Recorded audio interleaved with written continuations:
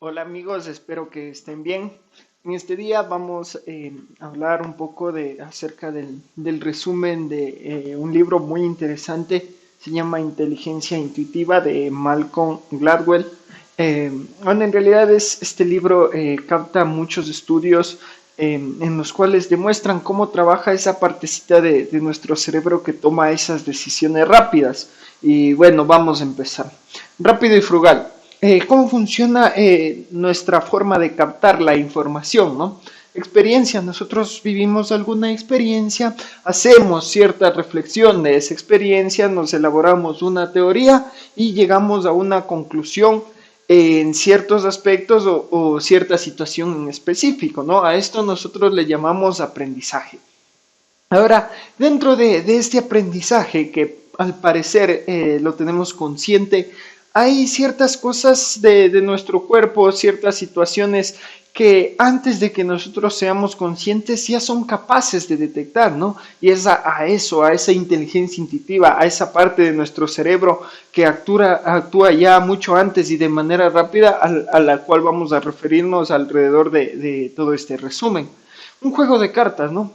Para empezar, uno de los primeros estudios científicos que se hacen es un juego de cartas en el cual están las cartas rojas y las cartas azules. Entonces, en este ganas o pierdes cierta cantidad de dinero tomando uno de los dos montones, ¿no? Y en este juego la gente conscientemente en 80 cartas se da cuenta cómo funciona el juego, ¿no? Llega a esa conclusión en 50 juegos, en 50 intentos de ya estar realizando este juego, la gente ya empieza a reflexionar, a tener cierta teoría, no está tan claro, pero ya empieza a tener indicios de cómo funciona el juego, de cómo estoy ganando o cómo estoy perdiendo.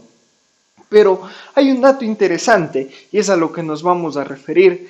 Eh, Cuando hace 10 juegos de estas cartas, empiezan y lo miden, ¿no? Por medio del famoso aparato que descubre ya muchísimas maravillas, que mide el movimiento cerebral, que mide la sudoración en nuestras palmas, empiezan a ver que a las 10 cartas ya hay indicios de sudoración, que empieza a latir un poquito más rápido el corazón y de que el cerebro ya empieza a darse cuenta, aunque de manera inconsciente, de que por ahí hay algo que nos hace ganar y por ahí nos hace perder. Y a manera de estímulos, nuestro cuerpo ya nos dice cómo está siendo este juego, o por lo menos cómo gano y cómo pierdo en este juego. Entonces es interesante cómo mediante este estudio científico se demuestra la existencia de esos procesos inconscientes que se denomina cognición rápida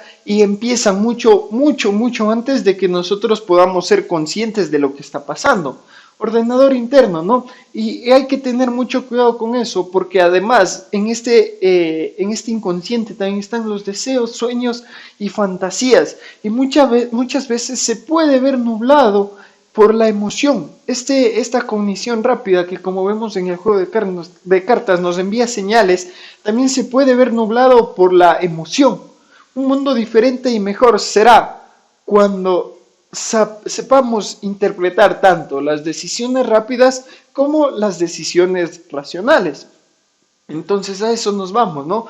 A la selección de datos significativos, el laboratorio del amor, otro de los experimentos con el cual se va estudiando esta parte de la cognición rápida, es que llega un científico a darse cuenta en 15 minutos cuando una relación va para bien o va para mal en un futuro, teniendo un 90% de efectividad. ¿Cómo? Hace que esta pareja entre a un cuarto, les plantea situaciones y a partir de esto, él nota patrones, selecciona datos significativos y llega al 90% de efectividad.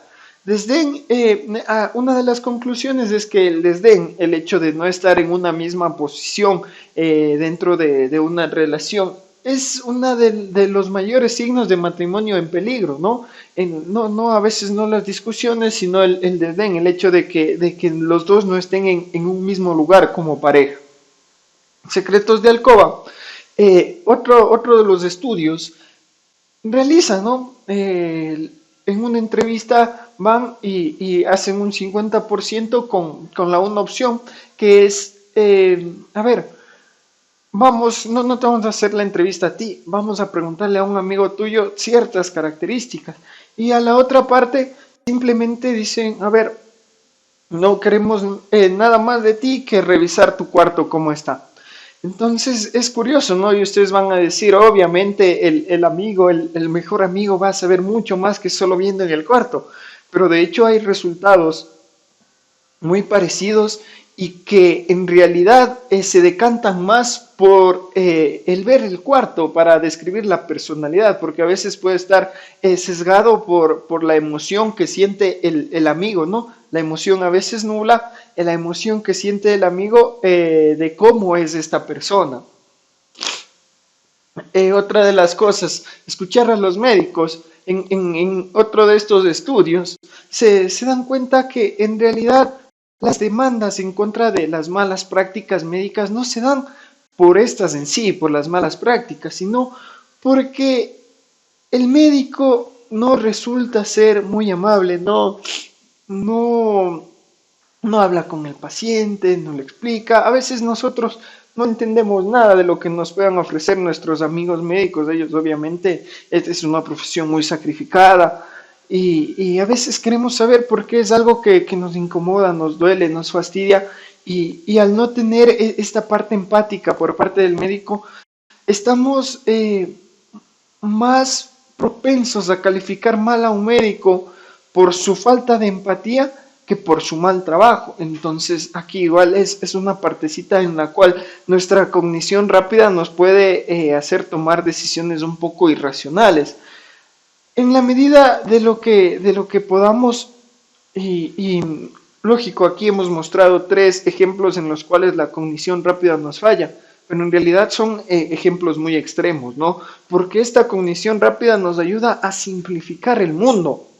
Es realmente extraordinario que nosotros podamos hacer muchas cosas en modo automático, ¿no? En realidad es muy oportuno la cognición rápida y casi siempre vamos a estar en lo correcto, pero sí es bueno recalcar y sobre todo para estudiar esta partecita, estos estudios que nos demuestran en qué estamos fallando.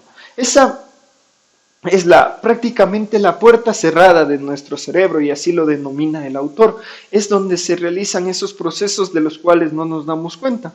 Aquí hacen otro experimento en el cual revuelven ciertas palabras, ¿no? Ponen en una sala de espera a ciertos estudiantes y mientras esperan les hacen completar, ordenar ciertas frases, ¿no? En las cuales están palabras clave, ¿no? Como calma, como paciencia, como alegría, y a otros simplemente los hacen esperar.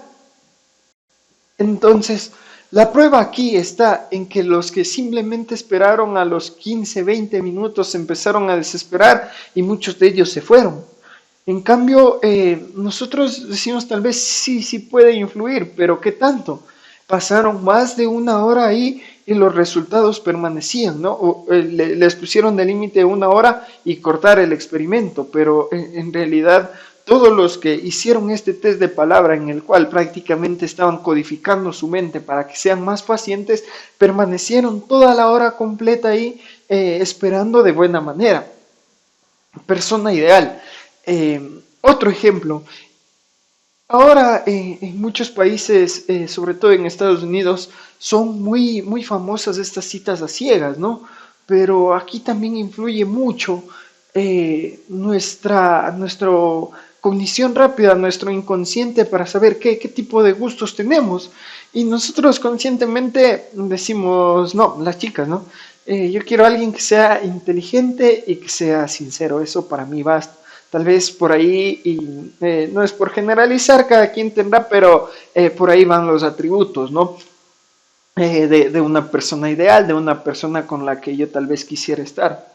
Sin embargo, vamos a ver con el siguiente ejemplo que las apariencias nos guían mucho más y nos hacen enceguecer estas partes de aparentemente son racionales, ¿no? Y nuestro inconsciente también, por los patrones que hayamos tenido antes, por estas experiencias que hayamos tenido en nuestras vidas, va a tener un pensamiento a veces que puede coincidir, pero en su mayoría distinto al pensamiento consciente, ¿no?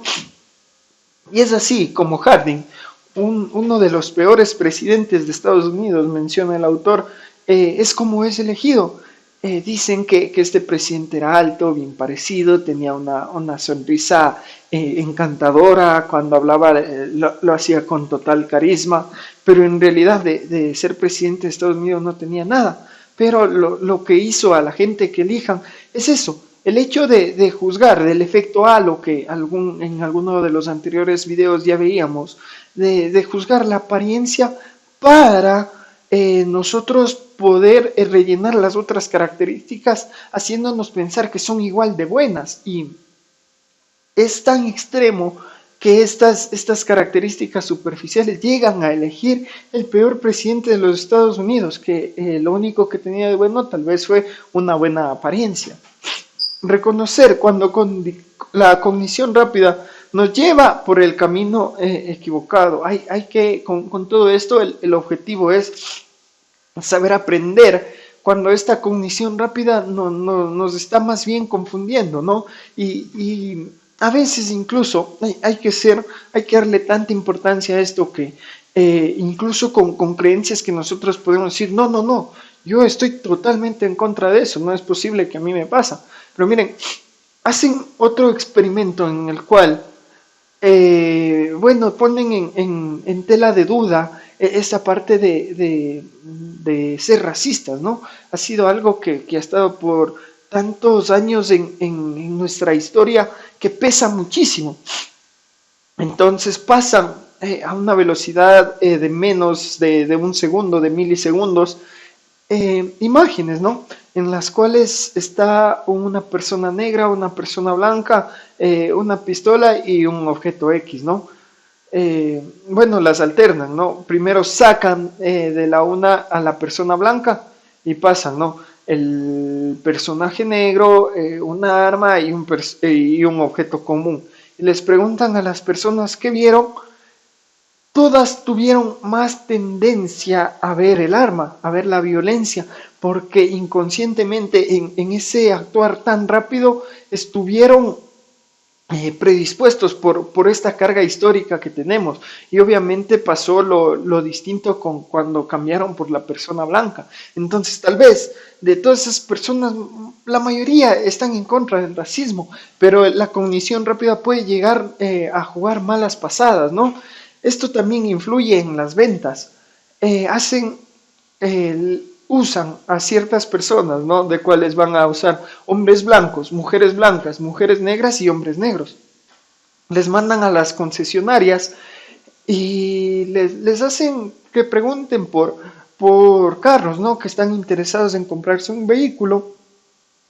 Y es increíble porque los vendedores de la misma manera dieron precios mucho más bajos a muchos más altos, vamos en este orden. Primero a los hombres blancos, creyeron que ellos son más capaces de comprar un carro, seguidos por mujeres blancas, después mujeres negras y finalmente los hombres negros les dieron precios que casi duplicaban los de los hombres blancos. Y esta es una parte en la cual si es que tú eres vendedor, tienes que prestar mucha atención. Todos los clientes son absolutamente importantes y el hecho del aspecto de su tal vez de su etnia, de dónde pertenece, no va a determinar cuánto tiene en sus bolsillos y su capacidad para comprar. Todos los clientes son igual de importantes, incluso aquí hacen una entrevista a uno de los mejores vendedores de autos de Estados Unidos y él menciona, ¿no? Mis mejores clientes son granjeros que a veces vienen con ropa sucia, con ropa rota, y esa ha sido mi virtud, saber darle el mismo valor a todos y cada uno de mis clientes. La gran victoria de Paul Van Ripper, este es uno de los estudios que complementa este libro demasiado interesante, porque habla, ¿no? Ya este es un experimento ya grandísimo en el cual hacen un ejercicio de guerra, crean un campo inmenso en el cual pueden simular las condiciones en las cuales se vive una guerra y ponen a un general antiguo, a uno de los generales que ha tenido experiencias en campo, experiencias de victoria, de lucha, de lo que es la cruda guerra, ¿no?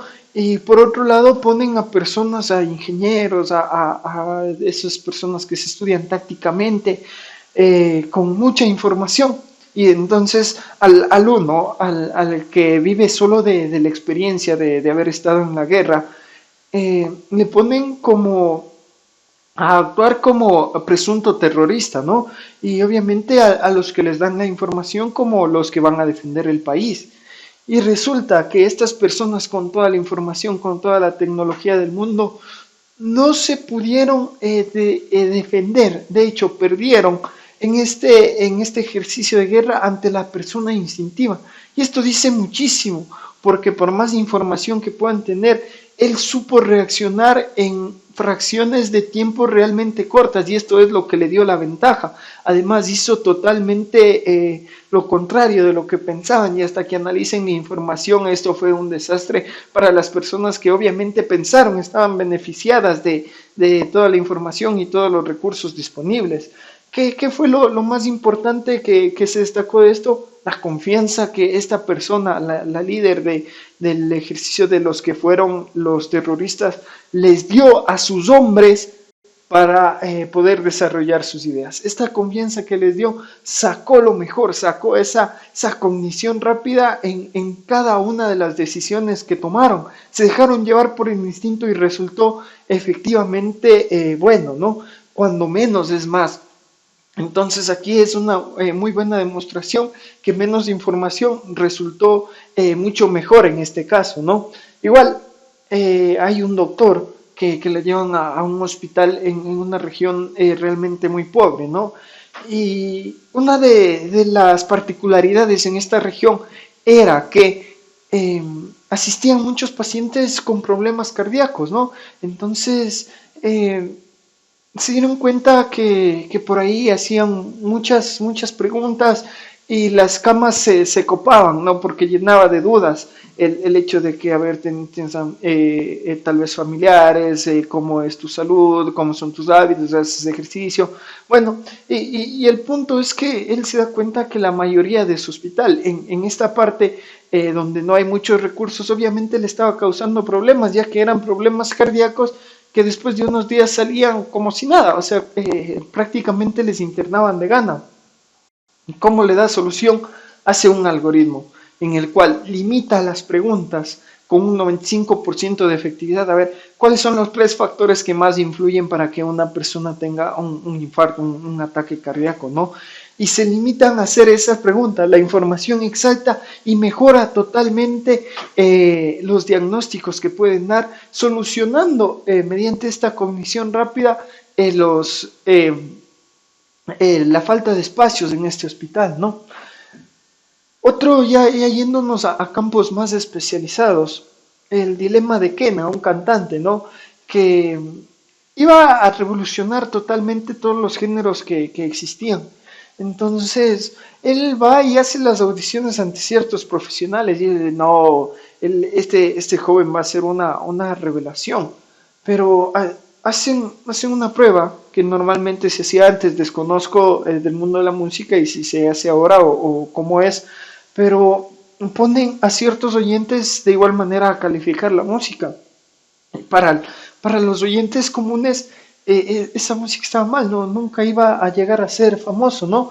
Pero resulta que la gente, la conclusión de este estudio es que la gente no sabe lo que quiere. Es como en la habitación, ¿no? El lenguaje corporal a veces dice muchísimo más que las palabras y ya nos vamos a ir a ver qué pasa cuando exploramos o tratamos de dar explicaciones a estas intuiciones rápidas que simplemente son instintivas y así debemos saberlas reconocer y actuar en base a ellas sin darle tanta explicación. El reto Pepsi igual, ¿no? Va por ahí, por lo que le pasó a este cantante Kena, ¿no? Que lo aprobaron los profesionales y los oyentes, ¿no? Hacen este experimento, es muy famoso porque revoluciona muchísimo. De hecho, por los resultados hace que casi que Coca-Cola cometa un desastre. ¿Y en qué consistía? Bueno, ponían un vaso con una gaseosa y otro vaso con la otra gaseosa, ¿no? ¿Y qué pasaba? No, obviamente ninguno de estos eran identificados, ¿no? Sino eran al azar y les hacían a personas que vayan y prueben y decían cuál es la que prefieren. Y en este reto Pepsi resulta que estas personas comunes, las que no eran profesionales, se decantaban en mayor porcentajes por la Pepsi. Entonces llegaron a pensar que ellos tenían una mejor fórmula. ¿Y por qué digo o por qué dije que Coca-Cola casi comete un desastre? Porque hace una nueva fórmula solo porque Pepsi hizo este reto, ¿no? ¿Y qué pasó? Que cayeron totalmente las ventas de Coca-Cola con esta nueva fórmula y tuvieron que volver a la antigua. ¿Y cuál es la explicación que le dan a esto? El hecho de que, como dice aquí, no, un ciego está guiando a otro ciego. Primero porque la gente no sabe lo que quiere y segundo porque es muy difícil sacar conclusiones generales en base a pequeñas probadas, ¿no? Eso lo podrán hacer los profesionales. Ese sonidito ya por ahí es como que distinto, pero es bueno y llega. Pero la gente, a lo que iba acabándose el refresco, el de Pepsi, resulta que la probadita estaba bien, pero ya como para refrescarme en el sol me resulta un poco me empalagaba, ese dulcecito que en la probadita estaba bien, como que ya era en exceso, y eso es lo que hizo prácticamente a Coca-Cola tomar una decisión mala y casi llevar a una catástrofe. En la parte visual también existe esto, ¿no? Sale una nueva marca de vinos que pone en tela de duda una marca realmente buena, clásica, que el sabor lo tenía súper bueno, o sea, comprobadísimo. La marca, como digo, era de prestigio, pero resulta que lo único que estaba haciendo que esta nueva marca de vino le esté bajando las ventas a esta prestigiosa era eso. El envase no figuraba de acuerdo a lo que visualmente se catalogaba como algo de excelencia, como lo que nosotros buscamos en el vino. Nuevamente estas cogniciones rápidas estaban jugando una pasada aquí en la parte del marketing, ¿no? Y por último, dentro del mismo negocio empresarial, las sillas. Hacen un modelo de sillas, ya tenían especificado cómo se veía una silla elegante, así tipo maderita, tipo clásica, y empiezan a cambiar totalmente los materiales, totalmente, o sea, revolucionan el mundo de las sillas para que ésta sea más ergonómica, más cómoda y uno pueda estar más tiempo sentado, ¿no? ¿Y qué pasó?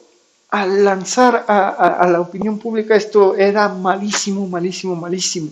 Pero cuando con el tiempo se fueron sentando ahí, vieron que era cómodo, cambiaron de opinión. Entonces, una conclusión, sobre todo en esta parte empresarial, en esta parte musical, es que la gente no sabe diferenciar entre lo que es malo y lo que simplemente es diferente, pero puede resultar realmente buenísimo, ¿no? Aquí eso es lo que les decía, a veces la introspección, el buscar explicaciones a esas condiciones rápidas que tenemos sin tener la suficiente experiencia, sin poder ser realmente profesionales y haber estudiado ese ámbito, puede destruir nuestros juicios, ¿no? Va a ser prácticamente, nos deja que las decisiones sean al azar. 7 segundos en el Bronx. Y aquí ya vamos yendo, después de todos estos estudios, a sacar las conclusiones de cuáles son estos dos factores que pueden nublar nuestra cognición rápida, ¿no? Hay un fallo policial, ¿no? En el cual llegan dos agentes jóvenes de esta unidad especial que suelen tener en Estados Unidos para patrullar el Bronx. Y ven a una persona que tenía la apariencia física de un sospechoso, ¿no? Era persona de color, por ahí era como que atlético y de paso vivía en el Bronx. Entonces, este estaba por ahí, salió a la parte de la vereda y después entró como que de manera sospechosa, como que estuviera vigilando. Y los policías que estaban de paso por ahí enseguida dudaron, ¿no? Y se dirigieron hacia allá, se bajaron del coche y esta persona corrió. Y en una cuestión realmente de segundos se hizo un tiroteo en el cual mataron a esta persona. Pero ¿qué es lo que pasó aquí? Les falló la cognición rápida por emoción y también por falta de tiempo. ¿Por qué? Porque ellos estaban haciendo prejuicios, eh, tal vez guiados por el miedo, tal vez guiados porque eran novatos, y todas las cosas que iban pasando les parecía que estaban en contra. Entonces, primero, la percepción que tuvieron del sujeto, el hecho que corrió, ellos no pensaron que era por miedo, aunque el miedo es indiscutiblemente notorio en la cara de una persona, pero la falta de tiempo quizá no les hizo que pudieran notar esto. Entonces, esta persona igual dicen que en el relato dice que tenía una banda en el bolsillo, les hizo pensar que por ahí tenía un arma. Eran tres personas, tres policías. El uno se hizo para atrás, ya no aguantó el miedo y se botó al piso. Los otros dos pensaron que esa mano que tenía aquí fue usada y la supuesta arma fue usada y por eso el compañero caía y ellos empezaron a disparar y obviamente el que estaba en el piso también y los únicos que dispararon eran los policías y como las balas iban de un lado al otro, prácticamente ellos estaban en un tiroteo de ellos contra él, pero esta otra persona nunca pasó de estar con miedo y no saber cómo reaccionar. Y es una falla del juicio intuitivo precisamente por el miedo y por la falta de experiencia de estos policías, ¿no? Y aquí viene algo importante, que es la teoría de la lectura del pensamiento. Tompkins, un personaje súper espectacular, porque dice que esta persona podía leer en la cara de las personas que estaban pensando, si es que estaban mintiendo, podía interpretar absolutamente las emociones de las personas solo viéndoles la cara, ¿no? Y lo hace también que pone en tela de duda a otros colegas de él. Dicen, no, tal vez aquí en Estados Unidos pasa, ¿no? Entonces, pero no deben ser esto. A ver, ándate a otro lado y compruébame. Y llega a ser tan extremo que aparte de hacerlo en ciertos países, él se va a una tribu de salvajes y él los interpreta perfectamente solo viéndoles la cara. Y se llega a dos conclusiones importantes también en esto, ¿no? Que la cara es prácticamente una base de información que nosotros percibimos, todos sabemos percibir una cara, ¿no? Porque sabemos cuando está triste, cuando está feliz, cuando está asustado, en los niños sobre todo, ¿no? Nosotros le vemos, oh, no, él ya está con sueño, cosas así. Y es algo que todos podemos hacerlo. Tal vez a veces, como les pasó a los policías, por falta de tiempo no lo hacemos muy bien o por ahí por prejuicios, ¿no? Esa es una de las conclusiones a las que podemos llegar. Y la segunda, el hecho de que nosotros decimos, primero crece la emoción dentro de nosotros y esta se refleja en nuestra cara. No, en este estudio demuestran que nosotros también podemos hacerlo al revés. Si es que nosotros ponemos una sonrisa en nuestro rostro, podemos hacer que en nuestro interior se cree una emoción positiva. Es una de las partes más bonitas que se puede destacar en este libro, ¿no? Interesante, que a veces solo sonriendo podemos causar sensaciones positivas dentro de nosotros, cambiar el ánimo, ponerle actitud positiva y eso es algo full interesante, full positivo y que nos servirá muchísimo, ¿no? Un hombre, una mujer y un interruptor. ¿Qué pasa cuando a nosotros no podemos hacer esto? Este tiene un nombre, este diagnóstico y se llama autismo, ¿no?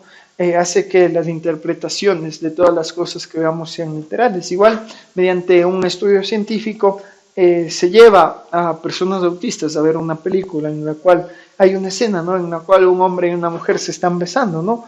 Y nosotros como personas, digamos que tenemos esa capacidad de interpretar qué es lo que vamos a hacer, en dónde nos vamos a fijar, obviamente en el beso, ¿no? En la parte romántica y de esa película. Pero ¿qué es lo que ven estas personas autistas? Lo que más le llamó la atención de esa escena de la película es el foco. ¿Por qué? Porque tienen una interpretación literal. Entonces, ¿qué quiere decir esto? Que como yo prendo la luz de mañana, prendo la luz de noche, entonces es algo de lo que más uso y lo que más me va a llamar la atención es el foco, porque obviamente es lo que más se repite en mi vida, ¿no? Y esta es una muestra clara de ceguera mental, ¿no?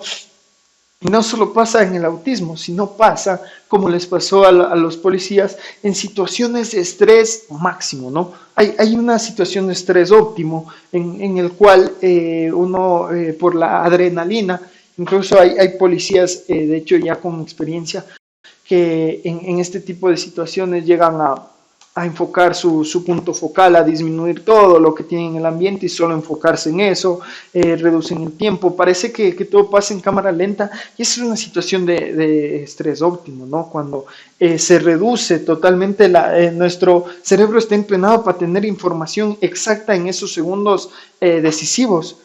Pero cuando sobrepasa y nuestro cuerpo no es capaz de soportar, nos produce una ceguera mental y podemos llegar a cometer errores como los que cometieron estos policías, ¿no? Mente limita la cantidad de información, como les mencionaba, y en el extremo nos volvemos torpes e inútiles. Ahora, ¿qué podemos sacar y qué han empezado a hacer para solucionar esto?